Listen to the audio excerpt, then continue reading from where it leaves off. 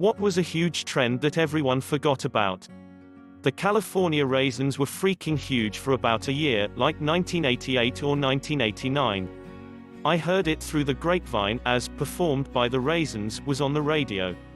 And Hardee's did a promotional thing with their kids' meals where you got these cool little figurines of the members playing their respective instruments.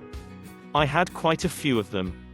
Remember that Claymation Christmas special with the Raisins?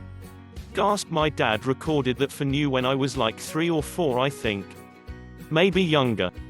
Anyway, I watched that tape every Christmas until the tape got shitty around 2006. I was 16, it was just tradition at that point. The best part was seeing how much the commercials changed over 15 or so years. In the 1950s there was a fad that was teens seeing how many of themselves they could stuff into a phone booth. In the early 2000s, my brother and his friends found a phone booth at the dump and brought it to my parents' house. They used it for all kinds of shenanigans, including cramming people in while they were in high school. It was the highlight of the decor of his first apartment. I think one of his roommates took it when they moved out. Google Glass was the next big thing, then it just died. It was never properly released as a consumer product, only as a dev kit. The Explorer program was interpreted to be the legit device release and people raged about the cost and how unfinished it was. Eventually Google just decided enough was enough and pulled the consumer-facing Google Glass project completely, choosing to instead focus on business use and research. New version came out just a few months ago. When I started college in the mid-2000s, almost everyone had a BlackBerry, the Crackberry era. We'd be messaging each other on BBM all the time and all that shit. By senior year those phones weren't even a passing thought on our minds. It's impressive how quickly it changed. And all the phones you could slide out a full-size keyboard. It felt like such an upgrade not to have to click the buttons several times for one letter. Though I did get super quick at texting using them and felt so accomplished I could do it without looking down. This and Razor phones. Waterbeds. Watching media from the 80s and you'd think they were in every home. My parents still have one and have slept on that same one longer than I've been alive, 31 years. They last a long ass time if you take care of them. Still have one, love it. I sleep so much better in my waterbed than when I sleep on my boyfriend's regular mattress. My grandma had one growing up and it was seriously the doppest shit ever. I slept like the dead. Wonder how much it would suck hopping onto it when you're drunk or hungover though.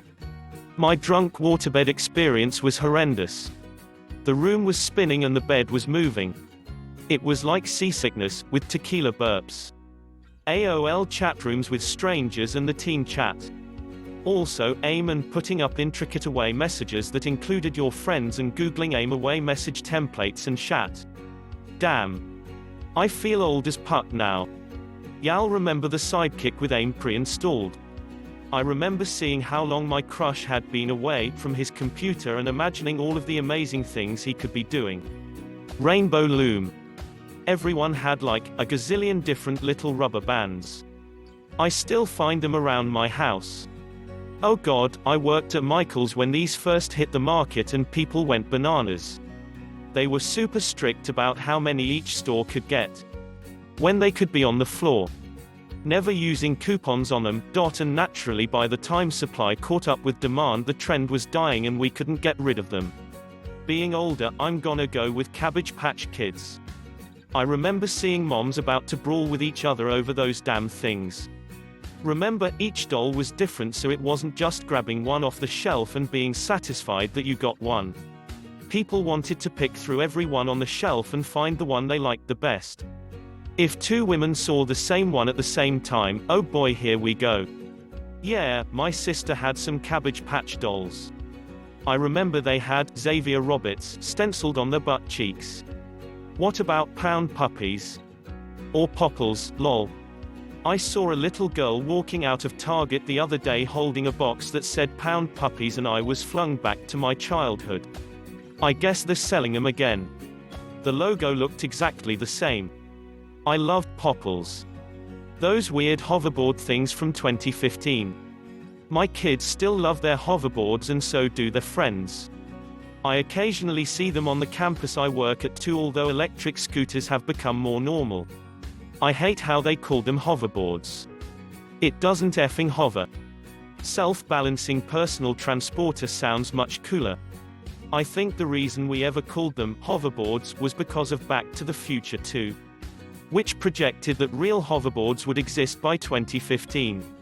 The same year these stickless Segways built their undeserved fame. From a 90s early 2000s perspective as a girl. Scarves as belts. Glittery scarves. Bandanas. Pegs, paperclips as earrings. Flare jeans. Leopard print meant you were cool. Screensavers on brick phones. Bluetoothing them to friends. SingStar at sleepovers. Joke books. The stress of LimeWire. Hilary Duff and Mary-Kate and Ashley themed movies, clothes, makeup. May those trends rest in peace and never come back. LimeWire was basically unprotected sex with the internet.